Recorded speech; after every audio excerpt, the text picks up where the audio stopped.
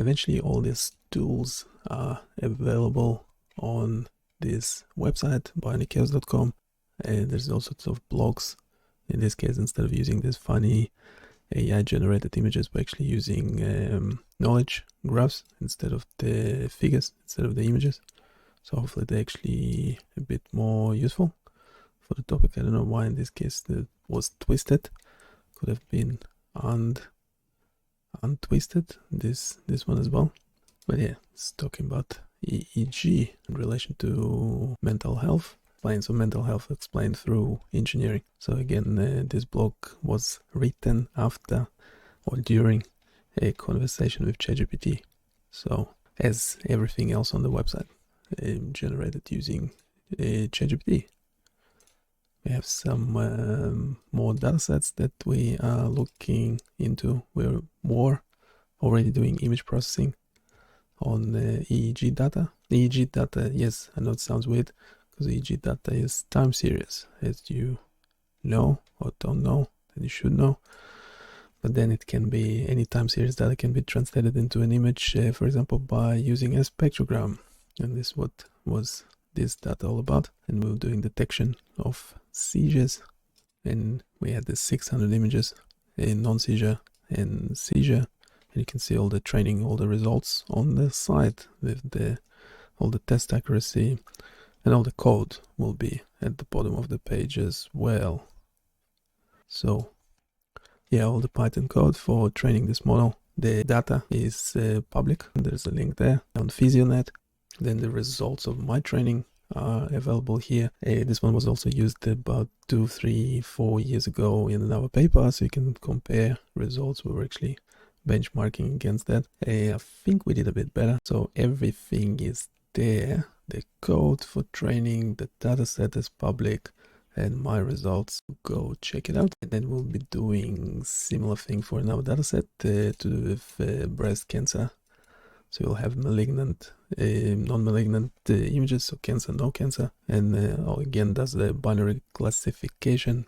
In this case as well, the MNIST, MedMNIST dataset is available in the public domain. Everyone can access it and train their own models on it. And this one just explaining how you would go about it. Getting the data, visualizing, model training, and interactive results. So in this case, we want to take it a step further and actually have an option where you could upload an image. It's essentially will be a mammogram and an X-ray of the breast, and it will tell you what the probability is like for it being malignant or not. Obviously, we'll have to have all the necessary disclaimers for that. Just another topic, just a fun one, a quick one. So supposedly ChatGPT cannot draw a full glass of water or wine or whatever it is, and yes, that seemed to be the case. Yeah, there's a big another big YouTuber tried it and essentially suggesting that because ChatGPT was trained on all these images. I heard this argument before. Apparently ChatGPT cannot draw an image of a person writing with the left hand. Same thing, we can try that one as well. But the point is that if you actually Google search this stuff, it does show you images of a glass full. So obviously there's some problem in the training. If it really cannot, yeah, I tried a few times. Apparently many people tried and apparently it cannot do it without, but yeah, seems like people are always on the lookout for something a tool cannot do, as opposed to focusing on what it can do. And what it can do is can generate this code. So obviously that big YouTuber, I forget the name, it was actually suggesting that ChatGPT doesn't know what a glass full to the rim looks like. Therefore, it cannot generate that image. But the fact of the matter, it's obviously it does know what it is. I mean, this thing been my CEO for the last 2 years, so hopefully it is smarter than that. And actually it is, because if you ask it to generate vanilla HTML and JavaScript and SVG image that simulates water filling, it actually does the job. And guess what? Do you think it will be able to would I be able to feel the glass up to the rim? Maybe. Yes, we can. So it generated the code from scratch. The image is SVG. Yes, that SVG is not great. We actually took this into a beta model, the better in programming. So that model supposedly the O3 mini high is great at coding and logic. So yes, if we give it the same prompt, vanilla HTML, JavaScript, and SVG image that simulates a glass fill with water using a slider, make the glass look realistic. It generates this image, which we cannot run on the thing. We have to copy paste into Visual Studio Code, whatever, locally. And when we run that one, it does another simulation that does look a bit better, where we can actually fill up the water all the way to the rim. So obviously ChatGPT does know what a glass fill to the rim looks like. It's actually quite obvious even from the chat as well, from the language model, that it actually does understand, because it can describe it to you in quite a detail, including explaining surface tension and stuff like that. Yeah, there you go. It's also a ChatGPT generated, so it seemed to do know what's a glass fill to the rim looks like. Because obviously it can do like research for you and stuff. We're actually looking at the ECG tip location system for central venous catheter placement. We intentionally told it not to mention any company names, and it can do a pretty decent job describing and actually giving a practical and critical review of the the tool, what's currently being used, accuracy. It now seemed to get the references and citations correctly. Those links actually do work. I don't want to click on them due to potential copyright issues, so we won't be going there.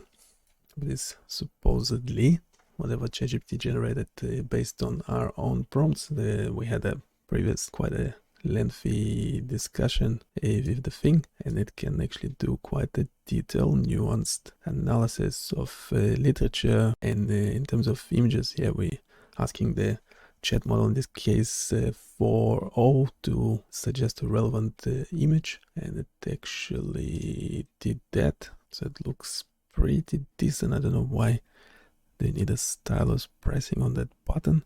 Yeah, once you look at the details, it's all how you're doing. It's out of sorts. It's same for generating videos. So we actually had a similar prompt for a video, and it's doing a pretty decent job as well. And no, that baby is not real. Now we'll go over the website. We want to release this into the wild. I wanted to mention that it's generated by ChatGPT.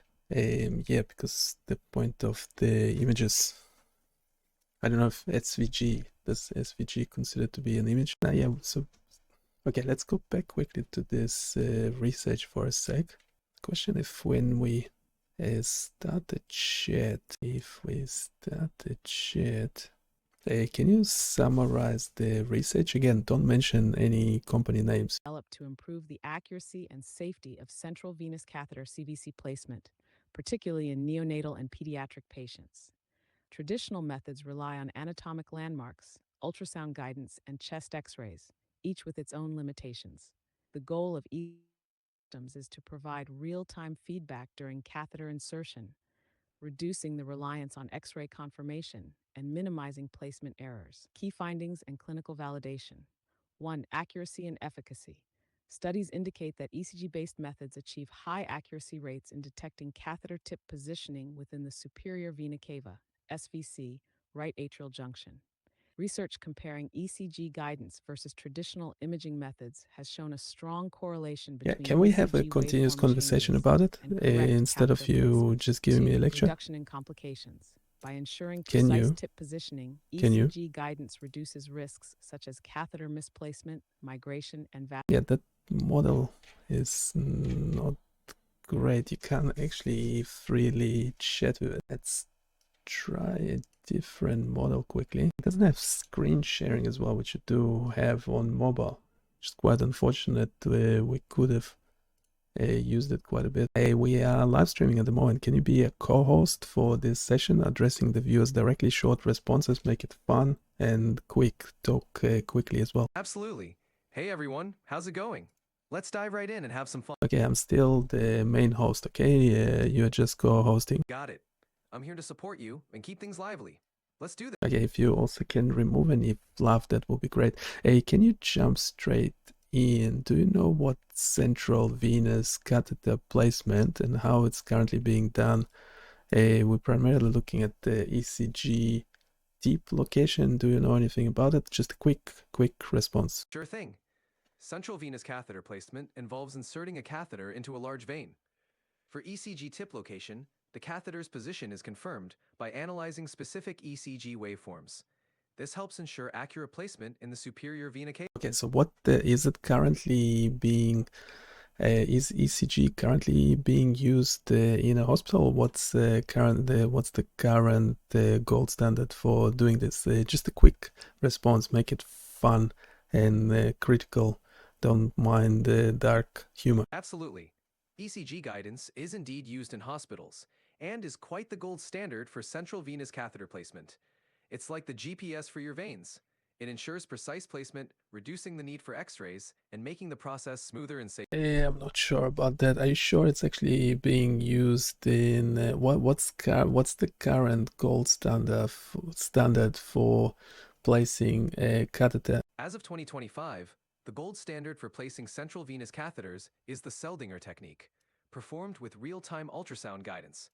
This combo is like the dynamic duo for accuracy and safety. Okay, and ECG, is it using ECG? No. Guidance can be used alongside ultrasound for confirming catheter tip placement, but ultrasound is the primary tool. ECG might be used in some settings, but ultrasound remains the gold. So why is it the gold standard as opposed to using ECG alone? Ultrasound is the gold standard because it provides real-time visualization of the vein and surrounding structures, making the procedure safer and more precise. It reduces complications and improves success rates. ECG alone can't offer that same level. Why not? Just a quick, fun response. Because ECG alone is like navigating in the dark. Ultrasound lights up the path, showing exactly where to go and avoiding any unwanted surprise. Okay, can you give a better analogy? Sure. Think of ECG alone as trying to find your way with just a compass, while ultrasound is like having a GPS with a live map.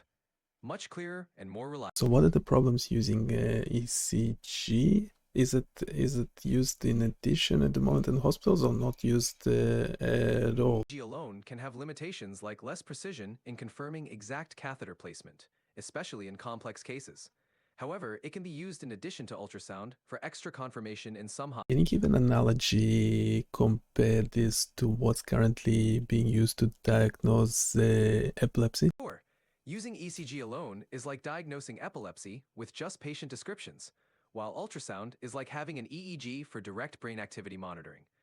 Ultrasound provides a clearer picture and Wait a sec, wouldn't ECG be more equivalent of using EEG? You're right. A better analogy. Using ECG alone for catheter placement is like diagnosing epilepsy with only a patient's report of symptoms, whereas combining it with ultrasound is like adding an EEG for a complete, accurate diagnosis. Now you're now going in the loop, so EEG is more similar to ECG, isn't it? Yes, exactly. ECG and EEG are quite similar in their roles, both providing electrical activity monitoring, ECG for the heart and EEG for the brain. Ultrasound, on the other hand, provides real-time imaging, adding that extra layer of precision. Yes, so going back to the epilepsy analogy. Got it. In the epilepsy analogy, using just ECG for catheter placement is like relying solely on patient symptoms for diagnosing epilepsy.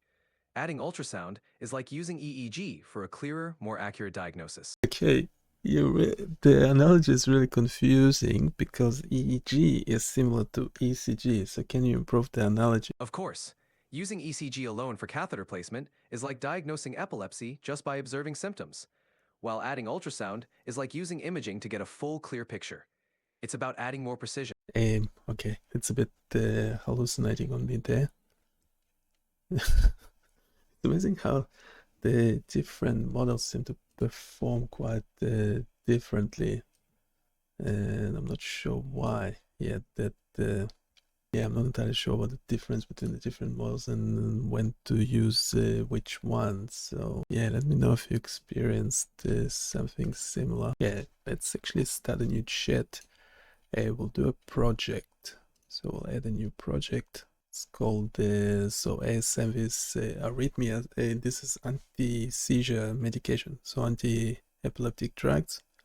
Well, yeah, anti-seizure medication is a much better name because there is essentially no medication to seizure. So it's no medication to epilepsy. It can not 100% cure epilepsy as far as I'm aware, but it can reduce the number of seizures, so address the symptoms.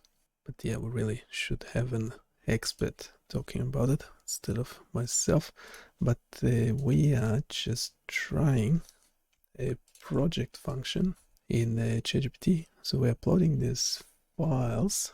Yeah, it's comparing different studies, but yeah, we get the bot. Yeah, we can use Canvas. We're just on regular 4.0. Just see what's its limit before using any reasoning models.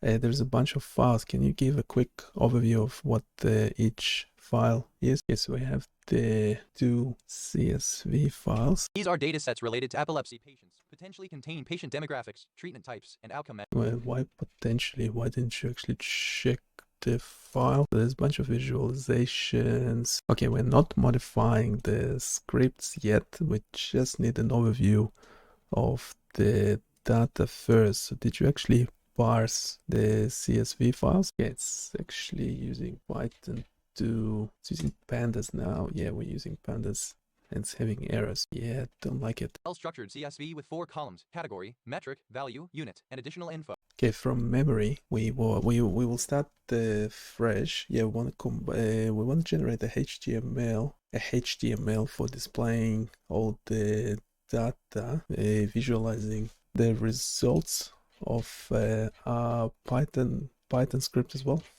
Well, first of all, if you can generate the template HTML for displaying all the results in this folder, that will be great. Now the question, I assume that we will need to store all the graph outputs from the Python code as images. Is that correct? Yes, we're getting a template HTML and modifying the scripts to actually generate to save the plots as images. Yeah, that seems to know what to do, and this is not the reasoning model. It's just 4.0. And why on earth it's rewriting? What are you doing? Wait. It's rewriting my canvas. I will anyway need an index HTML. That's the template for it. Yeah, it's missing a lot of stuff. Modify the Python, yes, but do it in a new canvas. Should in theory close this one. If I see it's rewriting, yeah, it seemed to be doing a new one. So that would be the replacement for matplotlib and pandas. Yeah, using OS to store the files, to write the files. I like the names of the functions, they're too long. Oh yeah, this is obviously replacement for the main Python code.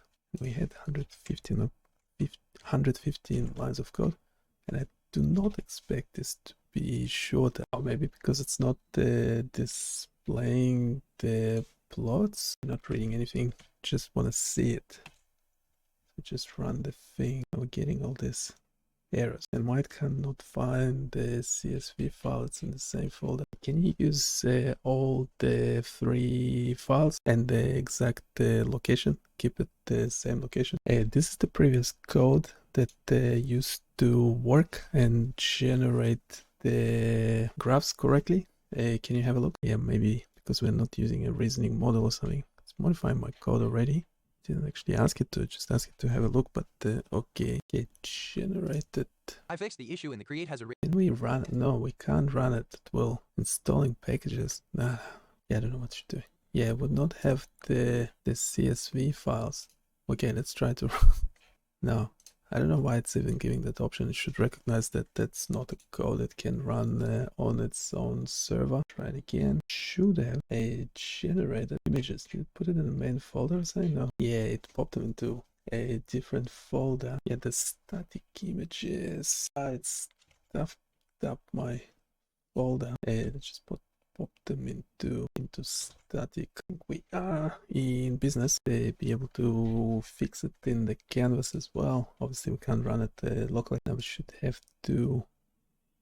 Okay, can we update the HTML, the visualization dashboard, to include the images we generated? Can you also in the chat make a comment if we should just turn it into JavaScript and not use Python, so the visualization dashboard can actually be interactive? Yes, so yeah, the text-to-speech is not great. Let's try the Ava text-to-speech quickly. Works directly in the browser without regenerating images. Requires restructuring the visualization logic. Recommendation: if interactivity is a priority, switching to JavaScript, e.g. plotly.js or chart.js is a great option. We could load CSV data into the web page using JavaScript, render dynamic interactive charts instead of static images. Can we actually use JavaScript to load all the data as tables to begin with? So all 3 CSV files loaded into the dashboard. I've updated the HTML to load and display all 3 CSV files, epilepsy data1.csv, epilepsy data2.csv, and combined.csv as tables in the dashboard using JavaScript. The script fetches the data dynamically and renders it in tables within the HTML. Now, when you load the page, it will automatically display the contents of the CSV files in table format. I think we might be having an issue with the combined table. Hey, can you actually look at the 3 CSV files? Hey, can you also in the chat give a continuous text overview of the data? After inspecting the CSV files, here's a summary of their structure and any potential issues. Columns, category, metric, value, unit, additional info. Structure contains patient characteristics such as total patients, median age, and age interquartile range. Structure contains case control counts, gender distribution, and other categorical patient statistics. Structure: this file is not a traditional CSV but rather a markdown style table using as separators. Columns include study names, publication years, sample sizes, median ages, percent female, ASMs used, key findings, and other notes. Issue: this file must be parsed differently since it's formatted as a table with rather than a standard CSV format. Yeah, we need to parse the data differently. You actually use search and find the papers mentioned in the combined CSV. Yeah, the problem with that thing might start a new 4.0 chat. If search don't have the name for the paper, it was need to include the name for the paper and parse the results from the paper in a better way. Based on the available search results, I have located and reviewed the following studies from the combined CSV 1. H. al. 2025. This study titled Association Between Anti-Seizure Medications and Cardiac Arrhythmias in Patients Undergoing Ambulatory Electroencephalographic and Electrocardiographic Monitoring was published in Seizure in 2025. The researchers conducted an observational study with 3,695 patients undergoing ambulatory video EEG ECG monitoring. They found that 28% of patients experienced cardiac arrhythmias, with non-sustained supraventricular tachycardia being the most common, 19%. Notably, the use of carbamazepine, lamotrigine, and lacosamide was associated with a reduced occurrence of cardiac arrhythmias. No anti-seizure medication was linked to an increased risk of arrhythmias or significant changes in the QTc interval. Cite-turn-search for SEP. 2. Wong et al. 2023 in the study Epilepsy and Long-Term Risk of Arrhythmias, published in the European Heart Journal in 2023, the authors analyzed data from 329,432 individuals, including 2,699 with epilepsy, from the UK Biobank. They reported that individuals with epilepsy had a higher long-term risk of cardiac arrhythmias, HR 1.36, atrial fibrillation, HR 1.26, and other arrhythmias, HR 1.56. The increased risk was particularly evident among those using carbamazepine and valproic acid. Genetic predisposition did not modify these associations. Cite-turn-search 3 flash. I have located and reviewed the following studies from the combined CSV 1. Lee Lane et al. 2021. This retrospective matched cohort study, titled Epilepsy, Anti-Epileptic Drugs and the Risk of Major Cardiovascular Events, was published in Epilepsia in July 2021. The researchers analyzed data from 10,241 individuals with epilepsy prescribed anti-epileptic drugs, AEDs, and 35,145 matched controls. Over a mean follow-up of 6.1 years, they found that individuals with epilepsy had a significantly increased risk of major cardiovascular events compared to controls. Adjusted hazard ratio 1.58, 95% confidence interval, CI 1.51 to 1.6. Importantly, there was no notable difference in cardiovascular event risk between those treated with enzyme-inducing AEDs and non-enzyme-inducing AEDs. Adjusted H.95, 95% CI 0.86 to 105, p equals 0.30. The study emphasizes the importance of cardiovascular risk management in the clinical care of people with epilepsy. Cite-turn-search Kroll 2. Cross et al. 2024. In the study, sudden cardiac death or ventricular arrhythmia in patients taking levetiracetam or oxcarbazepine, published in 2024. The authors assessed the potential association of levetiracetam with cardiac outcomes related to QT interval prolongation. Utilizing data from 104,655 levetiracetam users and 39,596 oxcarbazepine users, the study found no significant difference in the rate of sudden cardiac death or ventricular arrhythmia between the two groups. Hazard ratio HR 0.79, 95% CI 0.42 to 1.47. These findings suggest that levetiracetam does not correlate with an increased risk of ventricular arrhythmia and sudden cardiac death compared to oxcarbazepine and do not support the need for cardiac monitoring when prescribing levetiracetam. Upon further investigation, I have located the study by Lee et al. 2024, titled Risk Assessment of Arrhythmias Related to 3 Anti-Seizure Medications, a systematic review and single-arm meta-analysis, published in Frontiers in Neurology. This meta-analysis included 11 clinical trials with a total of 1,031 participants, evaluating the incidence of arrhythmias associated with lacosamide, LCM, levetiracetam, LEV, and perampanel, PR. Key findings. Lacosamide. The pooled incidence of arrhythmias was 1.4%, 95% CI, 0.3 to 3.0%. The study found that LCM significantly elevated the risk of arrhythmias. Subgroup analysis indicated that a fixed dosage regimen was associated with a higher incidence compared to a stepwise dose increase. However, publication bias was noted in the LCM group, and adjustments using the trim and fill method yielded a similar pooled incidence, suggesting the findings are reliable. Levetiracetam. The pooled incidence of arrhythmias was 0.5%, 95 per CI 0.1 to 1.3%, indicating non-significant arrhythmogenic effects. Dosage variations did not significantly impact the risk of arrhythmias associated with LEV. Perampanel. Due to insufficient data, a meta-analysis for PAR was not conducted. The systematic review highlighted the need for more clinical trials to assess arrhythmogenic potential. The study underscores the importance of monitoring cardiac function in patients with epilepsy, especially when prescribing LCM, due to its associated higher risk of arrhythmias. Clinicians are advised to consider these findings when selecting anti-seizure medications and to remain vigilant for potential cardiac adverse effects. For a comprehensive understanding, you can access the full study here to use intervention link frontiersin.org/articles/10.3389/FNEURI 224-129538/full. So we're asking for one data file with all the studies. You have the study name, sample size, monitoring duration, percent of anti-seizure medication, median age, percent female, publication name. What?